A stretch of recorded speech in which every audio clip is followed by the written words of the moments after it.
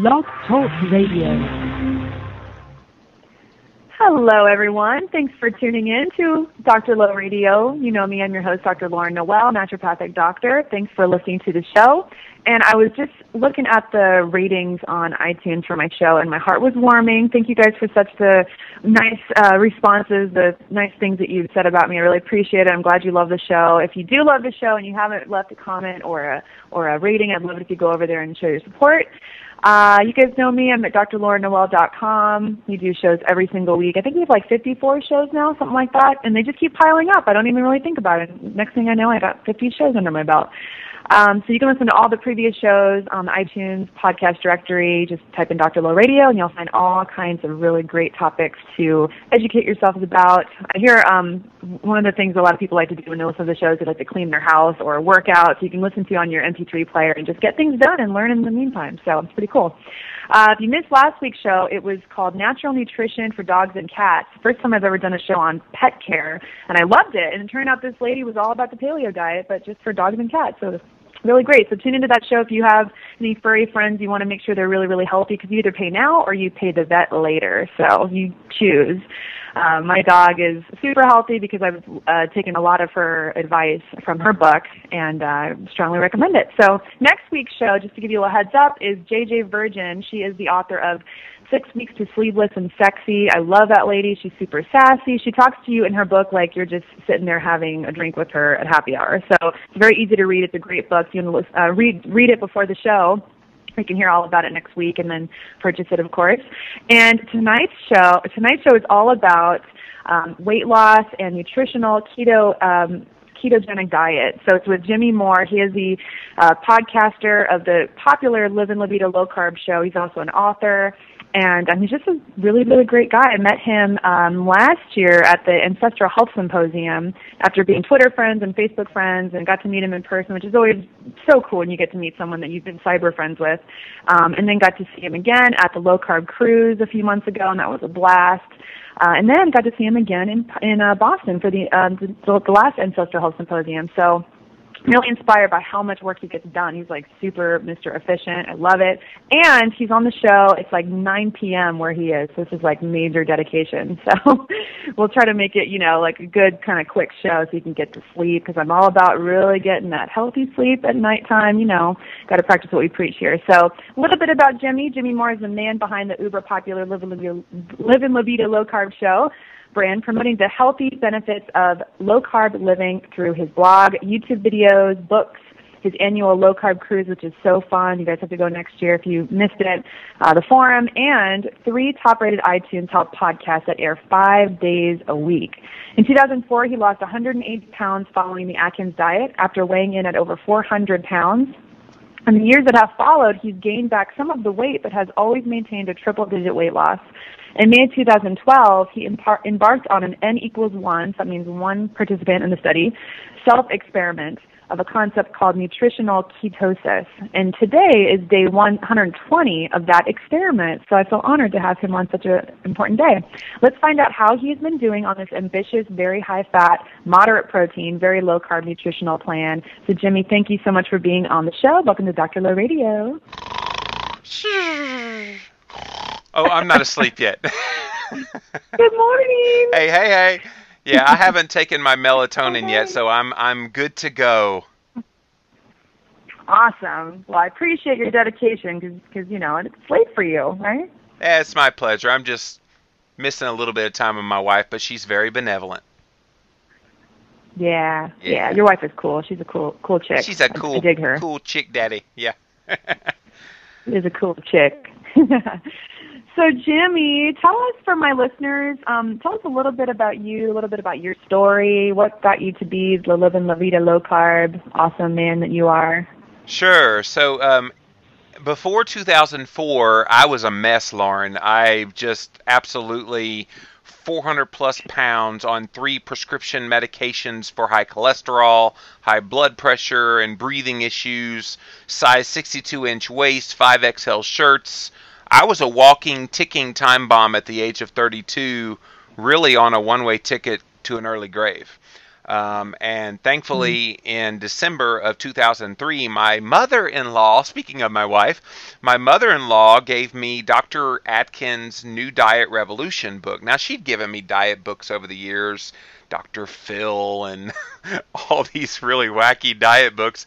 But for some reason, I actually read that one, and I thought, man, this guy is whacked out of his mind. Who in the world is going to eat like this and actually lose weight? But I had tried low-fat diet over and over again and really never found any success with those. So I decided to give this high-fat, low-carb diet a try, and January 1st, 2004 was my New Year's resolution to lose weight. And I started on the plan. First month, I dropped 30 pounds off my 410-pound body. I was like, whoa, what is this? This is kind of cool. So then month 2, I lost another 40 pounds. And by the end of 100 days, I had lost 100 pounds. I did hit a bit of a plateau there for about 10 weeks in a row. I didn't lose any weight after that.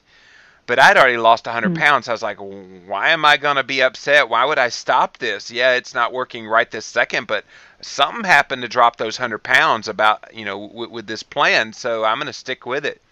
By the end of the year, the weight did start to come off some more, and I ended up losing a total of 180 pounds by the end of that year.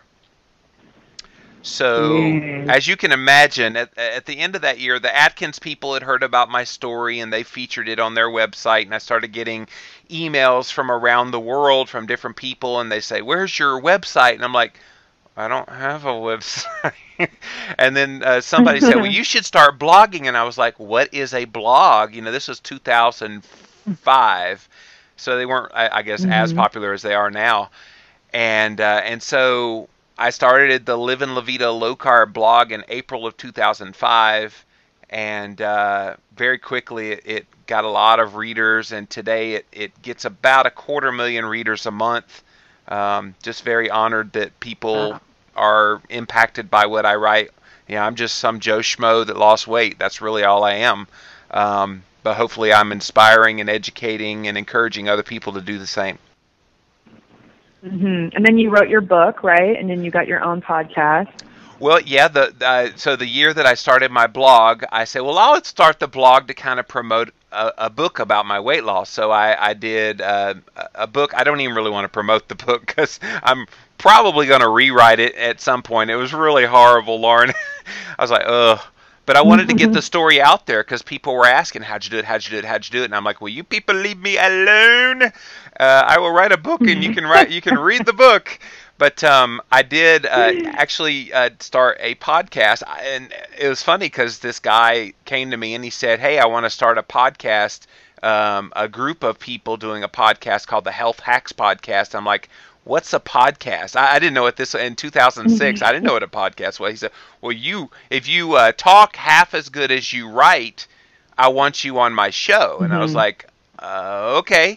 So I start this show, and about 3 episodes in, it was just little 5-minute segments with like a bunch of different people. And he said, dude, we're getting so much response from your segments and hardly anything from anybody else. You need your own show. And I'm like, but I don't know how to do this. I have no training in broadcasting at all. I did a little bit of Christian radio back in the 90s, but that was, and now here's Michael W. Smith. Next up, DC Talk. It's like, that was it. I didn't really have any experience like talking and interviewing with people like I do now. But he saw the potential in me, my producer, and he's still my producer today, all these years later. Really kind of was the one that encouraged me and saw the potential in me. Otherwise, I probably never would have ventured into podcasting. But the Live in La Vida Low Carb show has been a real blessing in my life. 600 and something episodes now. Really? I'm bragging about 50. You go. Hey, 50 is awesome. Yeah, consistency is the key. I wouldn't recommend totally, how many I do now, though. Well, me working as much as I do, I'd probably, it wouldn't look good if I did it every day. But yeah, I love doing my show. That consistency, and I'm sure you probably find the same thing, that you have such incredible guests, and it just it just deepens your own knowledge, and you learn so much yourself, right? I mean, your listeners get a lot out of it, but even you as the host get so much out of it. You know, Lauren, it's funny because I get to hear the interviews several times. I get to hear it when I'm actually doing the interview. Then I hear it back, and as I'm listening back, I'm writing notes for my blog, so my readers can see kind of what we talked about. Some readers don't have access to an MP3, so I do my best to do like really detailed notes. So yeah, by the time I've done the interview or prepared for the interview, done the interview, listened back to it, and written notes, I feel like I've got a PhD in this stuff.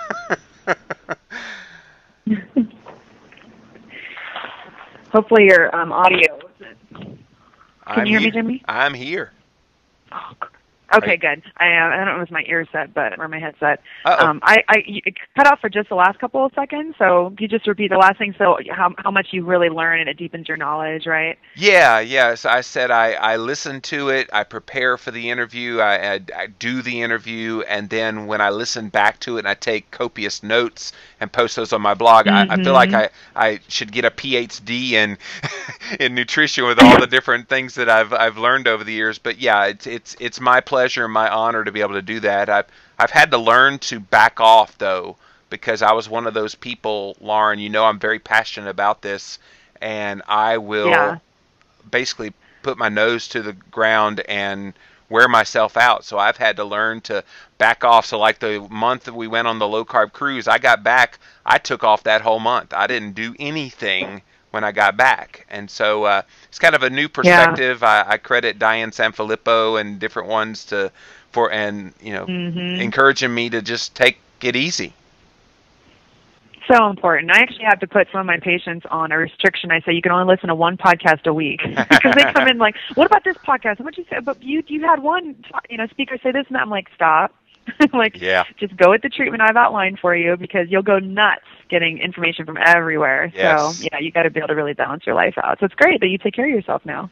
Working on it. I'm taking the whole month of November and December off so I can come back strong in January. So yeah, it's good setting those boundaries. And the way I see it is, there's plenty of podcasts out there now. Go listen to the Dr. Lowe show, and if you missed any of her past ones, go listen to her archives. There's plenty of shows to listen to now. Yep, totally.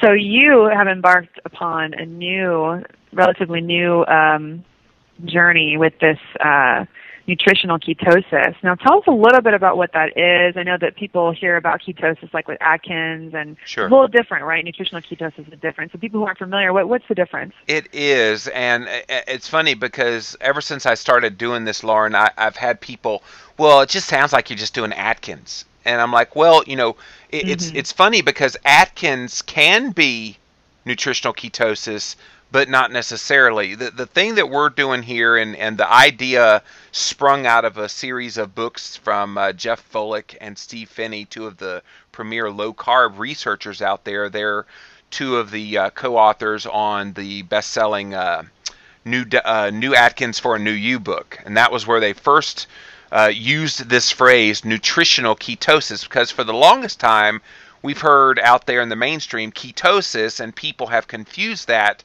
with the very dangerous thing, diabetic ketoacidosis, that type 1s have to be very careful with. And so nutritional ketosis is getting into a range of ketones where your body is burning fat for fuel. And so the way you're measuring that is with this little ketometer. It's like a glucometer, except it measures ketone levels in the blood, and you're supposed to get to a certain level of ketones in the blood, 0.5 to 3.0, and once you're in that sweet spot, what they call the optimal ketosis level, then your body is using ketones efficiently so that you can then commence burning stored body fat for fuel. It's a pretty cool little process, and it's a little geeky, I guess, for some people that may not be used to pricking their finger and testing. But I've been doing this now, as you said earlier, for 120 days in a row. I've pricked my finger every single day. I've tested my blood sugar, I've tested my blood ketones, and I've tested my weight to kind of see what changes are happening over that period of time. Okay. How's your finger doing? So you're poking it every single day, right? It's funny because at first I was kind of one of those people that was kind of skittish of the needle, but really the Lancet after a while, it's really I don't even think about it. I just, at first I would like, put it on the side of my finger and like, I would blow really hard so it wouldn't hurt so bad. But now it's like, I just prick it and my wife Christine is going, how do you do that? I'm like, I don't even feel it anymore. I just alternate between my middle finger and my ring finger on the side, and then the next day I'll do the other side, and then I'll alternate back, and you don't even feel it. Right. Wow, it's definitely a testament to her. I mean, she's probably witnessed so many different things you've tried, right? Like just throughout your journey. Yeah, including low-fat diets over the years before finding low-carb. But yeah. Yeah, exactly. Yeah, there was one point that I tested my blood sugar. You choose to do the blood ketones instead of the urine ketones. And for those people who are used to doing urine ketones, why is it that you preferentially do the blood ones? Right. So for a couple of months there, I did both, just to see if there was any correlation. Now I realize, they don't always match up. They're actually measuring two different kinds of ketones, and maybe you can help me with the various kinds. But in the urine, is it acetoacetate in the urine? Is that right? Mm-hmm. And then it's beta hydroxybutyrate is the ketone body that's in the blood. So it's two different ketone bodies, and the one that's more prevalent, the one that you're trying to measure, is the actual one that's in the blood. You want the free-flowing one that's in the blood, because the acetoacetate is basically the ketones that are being excreted by the body and not really being used by the body for fuel. So that's why the blood seems to be a lot better indicator of true nutritional ketosis. Now, that's not to say that if you're seeing pink and purple on the urine sticks that you're necessarily not in nutritional ketosis. You may or may not be. It's just not reliable. Got it. Okay.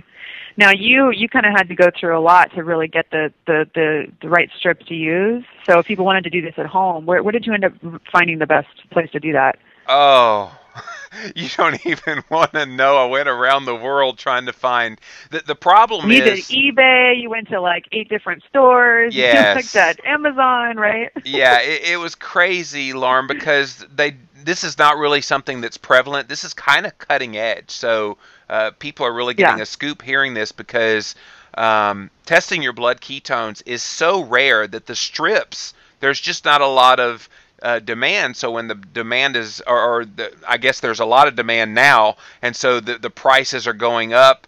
About $5 to $6 per strip is what it would be on Amazon. So don't buy them on Amazon. If you go to eBay, like you said, I actually have a supplier. There's one supplier in Canada that has them for about $2 a strip. There's a guy down in Australia that's getting some for about $1 a strip for me. So yeah, it's just a matter, you have to kind of price around. But man, the information you get from this meter is just invaluable. And I thought I was in ketosis. I thought I was in a pretty good state. But the first time I tested, it was like 0.3, and it's supposed to be between 0.5 and 3.0. And I thought I was eating pretty good, Lauren, and I wasn't. So getting this meter kind of gave me the information I needed to tweak until I got to that sweet spot. Now I've been doing this for 4 months. Now, there's a lot of misconceptions about how to actually get into ketosis. So I think people tend to think, a high-protein diet. Well, that's really incorrect, right? I mean, what have you learned in your experience? Exactly, and I think that has probably been the key, and that's probably a key mistake that a lot of people who want to try a ketogenic-style diet, a low-carb diet, that's the mistake they make. They hear, just keep carbs down, protein and fat. It really doesn't matter what you eat of those. But what we're finding is there's a problem when people consume too much protein. So I get emails from people, Lauren, that say, hey, I'm keeping my carbs at 25 to 30 grams a day, and I'm not losing weight. What's going on? So I ask about their menu, and generally they'll show me the menu, and at lunchtime they're having a chicken breast with a salad. And so That's way too much protein for their low-carb diet. So what I've found doing this experiment is maybe sometimes you have to not just back off on the percentage of protein in your diet, but the actual amount of protein you're consuming. I recently had a gentleman on my Ask the Low Carb Experts podcast on Thursday nights. That's my live show. And he talked about all things protein. Dr. Donald Lehman is his name. He said to get at least 30 grams of protein in 3 meals a day. So I asked him about that, whether that straight 90 grams is something everybody should do. He said, yeah, that's definitely a minimum for everyone. So getting 90 grams doesn't sound like a whole lot to some people, and then some people, whoa, that's a whole lot. So it'll take some adjustment. I suppose if you're a weightlifter, bodybuilder, engaging in some kind of athletic activity, your protein's probably going to be on the higher end. But for someone who works a 9-to-5 desk job, or doesn't really do a lot of exercise, 80, 90 grams of protein is probably not a bad idea. How much are you having? So right now, I am probably averaging, it varies day to day, but probably between 75 to 100 grams a day. And then what about carbs? Carbohydrate, I'm keeping it pretty bare minimum. I mean, keep in mind, I was 400 plus pounds at one time, and that metabolic thing is what. So I have to keep my actual carbohydrate intake very low. I would probably guesstimate, Lauren, it's around 20 to 25 grams a day. Interestingly, this past month, I thought I'd try some chocolate that I found out about the Ancestral Health Symposium in Boston. Did you try the Taza chocolate? Did I try the chocolate, Jimmy? I just completely took them out of their stock. There you go. So when I got home, I had a lot of the chocolate. When I got home, I had to buy a whole slew. I think I spent more money on chocolate at that trip to Whole Foods than I've ever spent on food in my life. But yeah, I'm eating chocolate every day, and that's probably where a lot of my carbs are. But for the most part, I keep my carbs pretty low. And then fat. You're telling me you're eating chocolate every day and you can still stay in ketosis. What a beautiful thing. And pretty major ketosis. If you look at my latest post with my day 91 through 120, I had chocolate. I had over 3 ounces of chocolate a day. Wow, that's a good amount. Yeah. Yeah. So what's kind of like a typical day of what you eat? Like, what'd you eat today? So, and I'm going to let out some secrets because people have been begging me, please tell us what you're eating. And I'm like, it really doesn't matter what I'm eating, because this is the Jimmy Moore N=1. It's what's working for me. And just because it's working for me does not mean it's going to work for anybody else. But I can tell you exactly what I ate today. So this morning, I was up really early today because I was real excited about, no, I'm just kidding. I was going to say I was really excited about being on Dr. Lowe radio show. Just kidding. I was, though. But I had eggs, of course. I get locally sourced eggs, and I cook that in some sausage grease that I cooked up some sausage, and then I add a little bit of grass-fed butter. And I have a whole avocado. Can you sense the theme of all the fat that I'm putting in this? And then I put some dollops of sour cream on top of that. And that's my breakfast. So it's probably 85% fat, maybe 12% protein, and about 3% carbohydrate, the natural carbs that are in the avocado and in the eggs and that kind of thing. So I had that around, 6 a.m. Oh, and I did have some chocolate with that as well. I always got to throw in a little bit of chocolate. So about an ounce of chocolate. And so I ate that at 6 a.m. I did not eat again until, I want to say it was around 4:30. And I had another, I was going to do an avocado, but it wasn't ripe yet. So those darn avocados have to be ripe before you can eat them. So I had some more sausages is what I had, and some more chocolate. And that's it. Because I was so satisfied with the food. People are like, how do you go that long between meals? I'm like, if you're eating adequate amounts of fat and you're moderating the carbs and the protein to the levels that are right for your tolerance level, you're going to be satisfied. You're not going to be hungry. You're not going to have those cravings, those insatiable desires to eat the house down. I haven't felt that in months, Lauren, and it's a beautiful thing. Wow, that's great. So you just kind of float through the day. You don't have sugar cravings. Your energy's good. What other benefits have you noticed? Oh my gosh, do you have all night? But the intangibles, I mean, things that I wouldn't even have thought about. You know, have you ever seen those skin tags on your patients? So, yeah, it's usually a sign of insulin resistance. That's right. And so I had quite a few of those on my body, and over the past couple of months, I've noticed that they're shriveling up, totally shriveling up.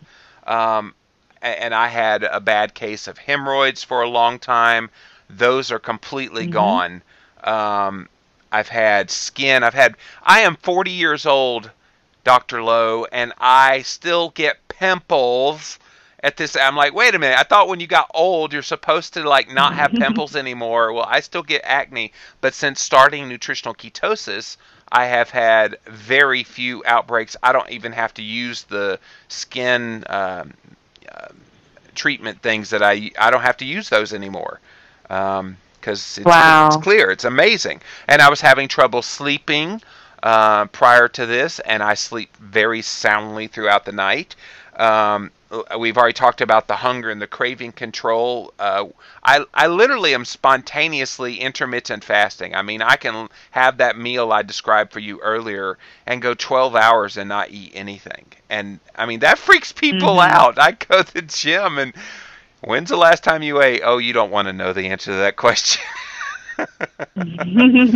And then mental clarity and sharpness. I mean, I interview 5, podcasts a week, so I've got to stay pretty sharp and pretty on task with what I do, and I couldn't do that schedule, at least not comfortably, without having some sense of clear mind and clarity of thought, and I've got that now. And I think, again, some of the more intangibles, my mood, of course, I'm never an unhappy guy, but my mood has been there in a positive direction, confidence, all of these kind of things that you wouldn't think about. It's usually people go on a diet and it's, well, let me lose weight and let me improve some health marker, but you don't really think about all these intangibles. Yeah. And, even just my observation of you, when I first met you versus the last time I saw you in Boston, I mean, I've noticed an awesome shift, and not even so much in physical appearance, but just the way that you just the energy you give out. You just seemed a lot more calm, just more confident, just more happy with yourself. You just seemed like really like, hey, what's up? Versus like kind of anxious. And you didn't seem like that at all when I saw you. Just seemed very content. Well, it did help that we kind of knew a lot more people this year at AHS, whereas the first year it was kind of, all right, who are these crazy people looking at me and I don't know them? Well, plus you're Mr. Popularity, so. Oh, yeah, right. Although everybody was intrigued You're the prom king of the AHS. Everybody was intrigued by this nutritional ketosis thing. I was, when I started this, I had no idea people would be this interested in this concept, but I guess it's giving people hope, seeing somebody like me who has struggled, quite frankly. I got up back over 300 pounds again, which freaked me out. I'm just going to be dead honest with you. That was crazy to me because I was doing all the right things, and getting over 300 pounds again, even though I'd kept 100 pounds off from where my highest was, that was not cool with me. And so this had to work. I mean, I was almost at my wit's end trying to figure out what tweak do I need to make. And a lot of people have kind of gotten on me. Oh, low carb stopped working for you. It means it's probably not a viable option. Well, I can't disagree more. I think as we get older, we sometimes have to make changes whereas something has worked before, it may not work as you get older. And I know you've seen that with your patients. You know, you have to make tweaks here and there to keep it working for them. Totally. Everybody's so different, like you're saying. Yeah. Yeah, so, and also, too, one thing I love, Jimmy, is that, you know, you're doing so much fats, and I know, and I'm sure a lot of our listeners know, is that fats tend to be where the toxins are, but you're getting really clean sources of these fats. Yes. So I see that you really made that as a priority. I did, and I think that that's the influence of the paleo community. You know, I know sometimes the low carb and paleo tend to butt heads a little bit, but I credit the paleo community immensely for putting the emphasis on the and your famous phrase, just eat real food, making that a priority, because getting the good pastured eggs and the grass-fed meats and butters and the you know, all of those quality foods that we all rely on, if you're not eating that way, you're just kind of playing Russian roulette with your nutrition. Right, got it. Yep. Now, you're finding that you're actually feeling better now, this far into it, than even in the beginning, right? Do you kind of see that as that your body had to make that transition metabolically? It did. Now you're kind of reaping the benefits? And I think I had to reach that level of nutritional ketosis that's right for me. Volek and Finney, in their book, the name of the book is The Art and Science of Low Carbohydrate Performance. You heard a lecture from Dr. Volek on the Low Carb Cruise about that. But the key is to get into that level of nutritional ketosis that's right for you. Now, they say between 0.5 and 3.0. Well, I have found that when I am above 2.0, and pretty much the whole day above 2.0, so I've been measuring the past month, both morning and night. In the morning, you tend to have lower readings. So my lowest readings have been right around 2.0. And then my highest readings are at night. So about this time of night, it's usually when I'm testing my blood ketones, and those tend to be almost 2 points higher, so somewhere around 4. And I find I'm doing better at those levels of nutritional ketosis as compared to some people I see can only get as high as maybe 0.8, 0.7, 0.6. So yeah, I'm finding that the higher the ketones for me personally, I'm feeling all of these effects that we just talked about. Yeah. Now, you're not eating any fiber, Jimmy. So let's get a little personal with you right now. Jimmy, how is your poop? I am poopalicious, baby. Yeah, it's interesting because that is a funny question, because people are like, where do you get your fiber from? You're not eating whole grains. You're not having fiber. What you eating? And I'm like, okay. So, I neglected to mention, I'll sometimes in an ode to my friend Diane Sanfilippo throw some sauerkraut on top of those eggs as well. So, a little bit of props to her, because I didn't ever eat sauerkraut before she mentioned it. But I drink plenty of water, and the water gets things moving, and so that kind of helps the poop come out. Hey, it's funny because, and I guess this is the part of the show where we get gross. It's like little, it's pellets when it comes out, and sometimes it's the long, skinny little parts, and I mean, it varies. And occasionally, lately, it's been a little bit loose. So I'm not sure what's going on there. But I find when it's loose like that, I know my wife Christine is walking in here and going, "What are you talking about?" She asked me about my poop, honey. So those days that I have the looser, I tend to lose weight. Interesting. Yeah. You tend to lose weight more when your stool is loose? Yep. Yes. Very interesting. Well, I know that, because it is a good amount of fat, to me, from a doctor perspective, it would make sense to maybe gradually build up to that, to where your pancreas, your stomach acid can kind of, adjust or Right. do some digestive support, like some Absolutely. enzymes or stomach acid to kind of break that down. Yep. Do you feel like that's something you have needed, or it's kind of, your body has adjusted to it? I was pretty high fat before, so my fat intake Mm-hmm. before this experiment was probably around 70 to 75. So I've gone from that level to about 80 to 85. So it really wasn't that big Okay. of a jump for me. But yes, somebody going from, standard American diet of, 25, 30% fat and then trying to suddenly jump to 80, yeah, good luck with that. That's probably not a good idea. So, Yeah. yeah. Now, do you know any athletes who eat this way that are able to keep up with their athletic performance? Because, so many athletes say, well, I need the carbs, right? I need Right. the carb fueling before these endurance events or these, maybe different events that they do, like fitness events. There are actually quite a few athletes, and at the back of the Art and Science of Low Carbohydrate Performance book, Volek and Finney actually have several examples of people that have been successful eating this way, performance athletes. These are like elite level athletes. There was a marathon runner, I don't have his name, I think it's Olson is his last name, recently ran a marathon and won in a totally keto adapted state. So, and Wow. I would venture to say, Lauren, that there are a lot of Olympic level and elite athletes, maybe professional athletes, that are probably eating this way. They just don't want to give away their secrets to anybody. I wouldn't be surprised. Yeah.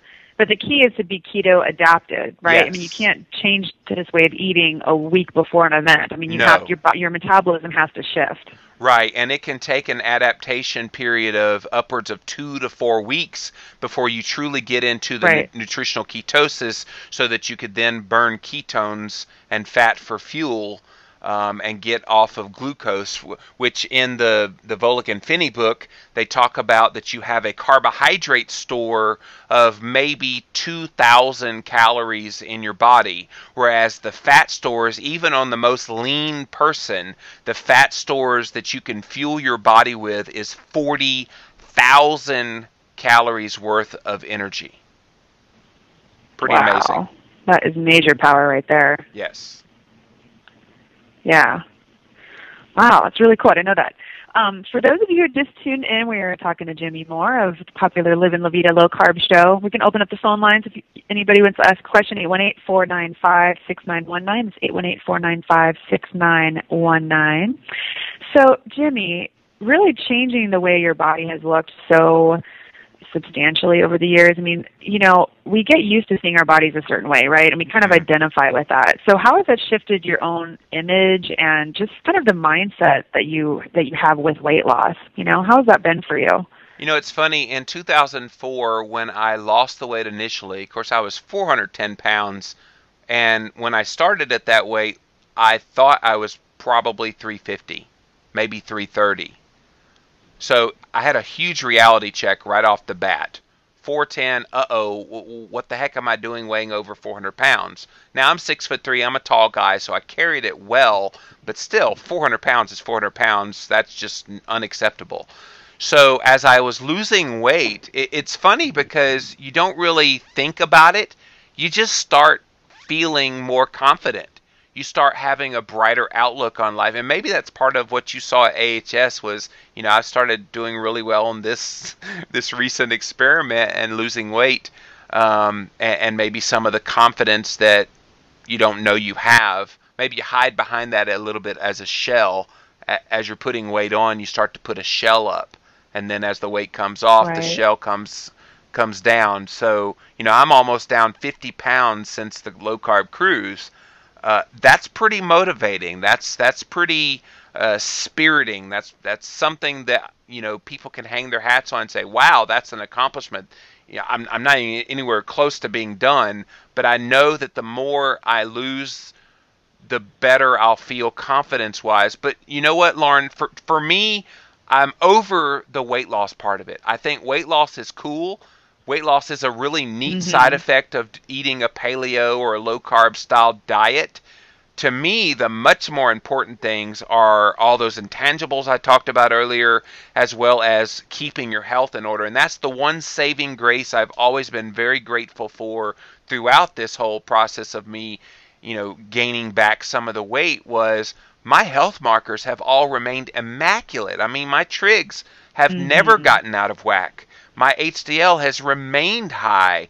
My heart scan, thank you, Dr. Davis, for telling us about that, but the heart scan score came back 0 for plaque. I just got my A1C checked, 4.5.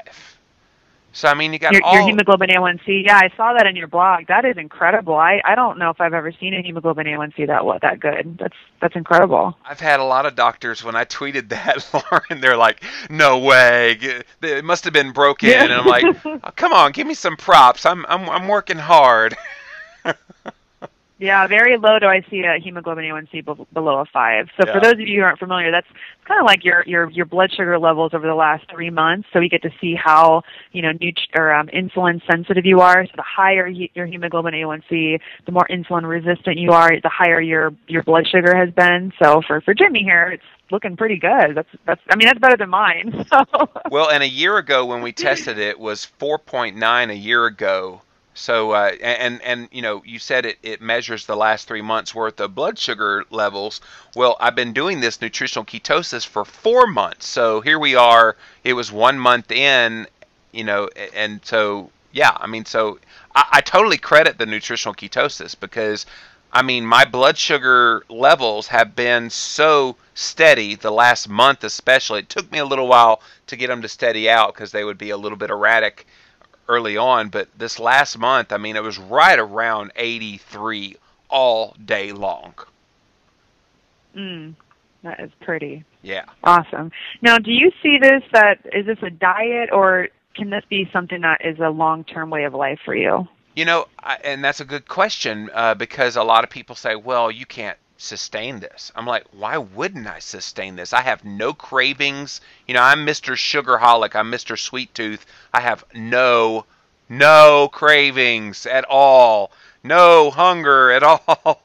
And I could literally, when I first started this, I said, okay, I'm going to try this for 3 months. That was the original N=1. It was going to be for 90 days. And I felt so good after 30 days. I said, well, I'm doing this for 6 months. And now that I'm in the 5th month, starting tomorrow, I thought, well, I'm not going to stop. I'll stop documenting and pricking my finger every single day, but I won't stop what I'm doing because it's very pleasurable to me. It's working. That's the bottom line. And why would I mess with something that's working this well? Yeah. I love it. Well, but what about, my question though is, I'm a huge fan of food as medicine. I really believe that every single meal that you have can be medicine on the plate, and the whole rainbow colors, right? The different nutrients that are in fruits and vegetables and things. So, do you miss out on some of those nutrients by doing this particular type of diet? Of course, you're meeting your different goals in terms of body composition. You're feeling better, all these things. But what about some of those nutrients?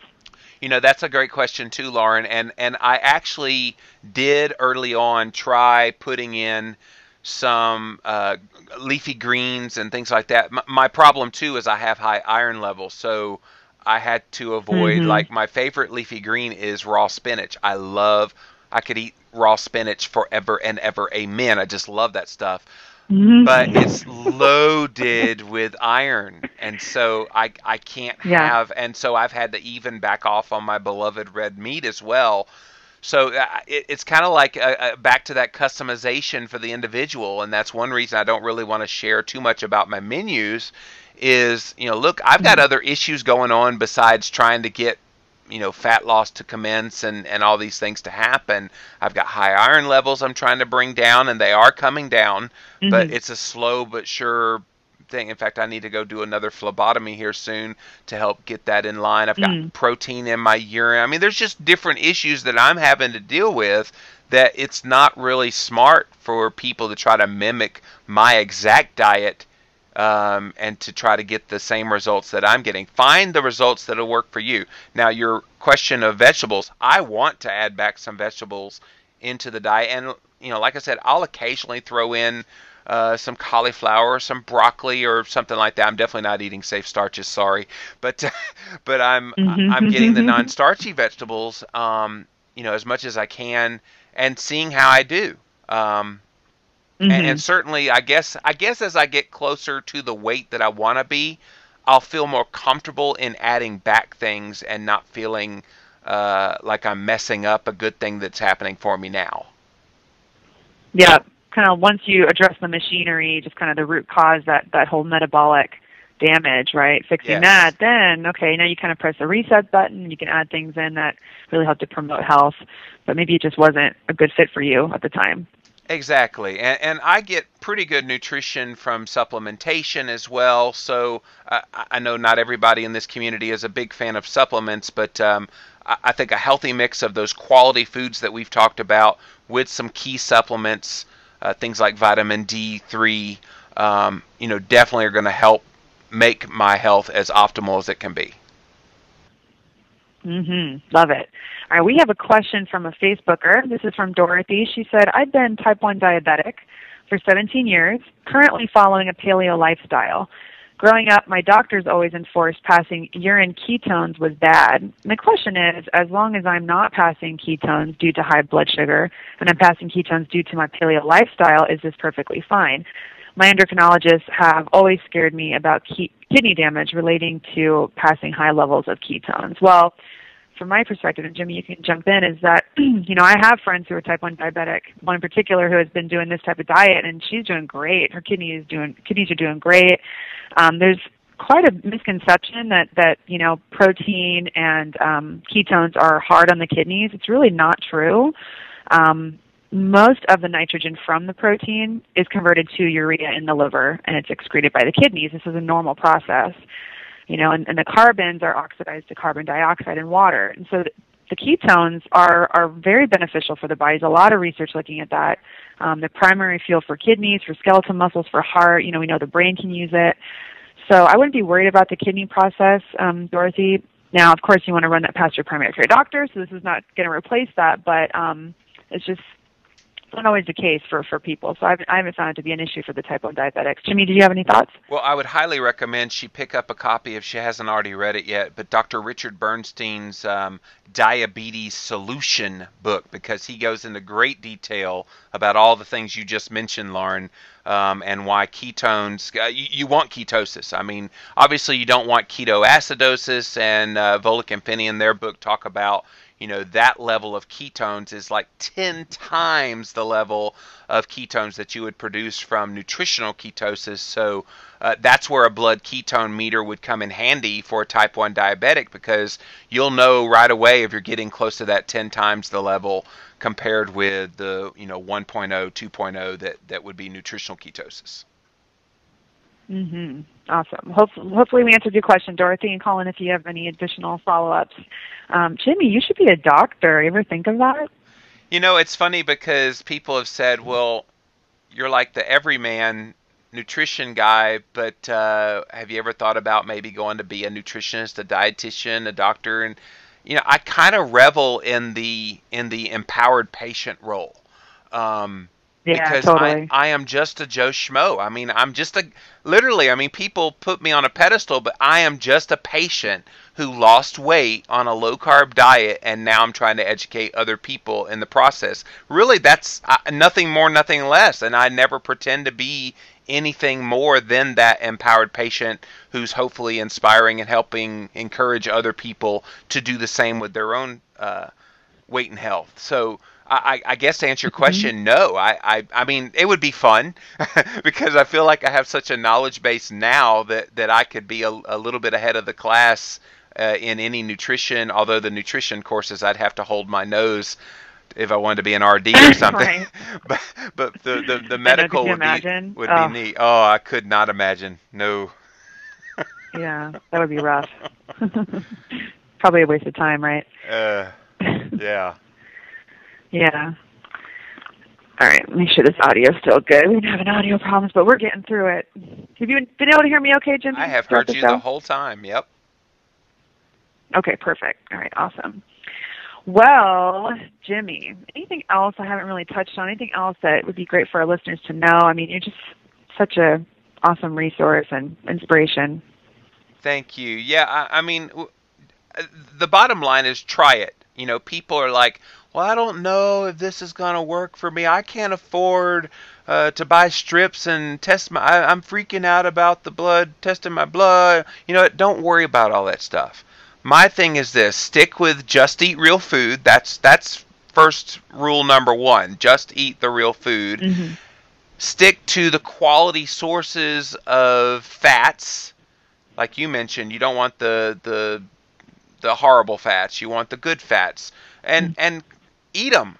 Don't be afraid of them. I think that's where people get into trouble on low carb, is they think, well, if low carb is good, low fat low carb must be really good, and that really defeats the purpose of what you're trying to do here, especially if you're trying to reach nutritional ketosis. It's much more than about limiting carbs. It's really limiting protein to levels that are adequate for your body and for your exercise routine, and then, of course, limiting carbs to the bare minimum for your carb tolerance level, and then eat up on the fat. I mean, I know there's concerns that some people have in their head about eating upwards of 80 to 85% of fat in your diet, but try it. You will be shocked. I mean, Lauren, there are pills on the market today, pharmaceutical pills that are designed to suppress hunger that don't work nearly as good as nutritional ketosis. Mm-hmm. Yep. Now, if people want to learn more, what are some good resources for them? More about the work that I do, or about nutritional ketosis? Well, yes, but specifically ketosis, and then also how can they learn more about you and listen to your radio show? Sure. So nutritional ketosis is outlined in all three of the Volek and Finney books. One of them is The New Atkins for a New You that co-wrote with Dr. Eric Westman. And then they have the Art and Science of Low Carbohydrate Living book. There's also the Art and Science of Low Carbohydrate Performance book. That's the one where they really go into detail about nutritional ketosis and why it's important.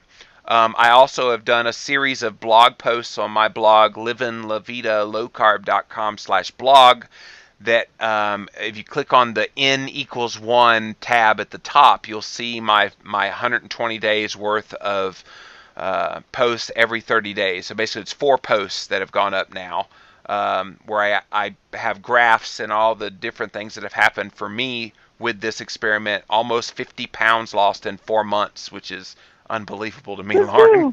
But I'm giving you a high five. Woohoo!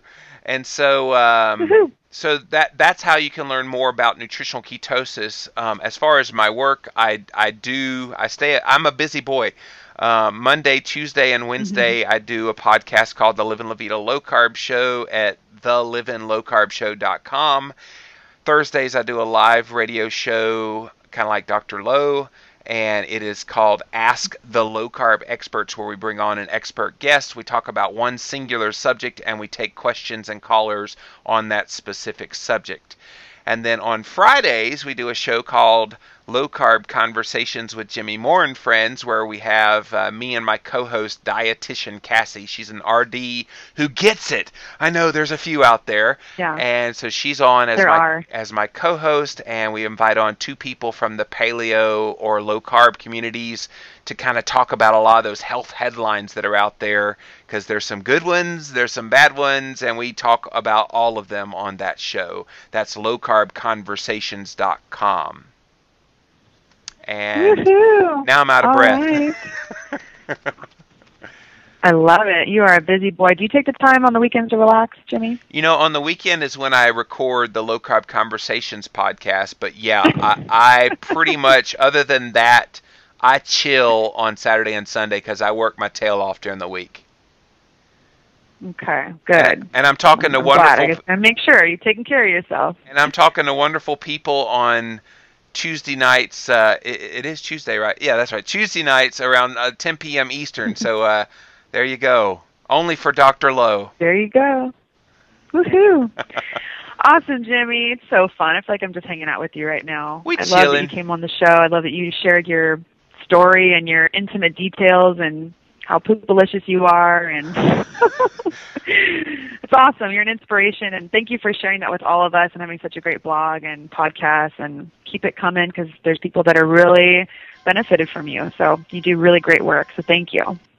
Thank you. I am not going anywhere. I'm having too much fun. So, and thank you for your great work. You really do a fantastic job with your podcast.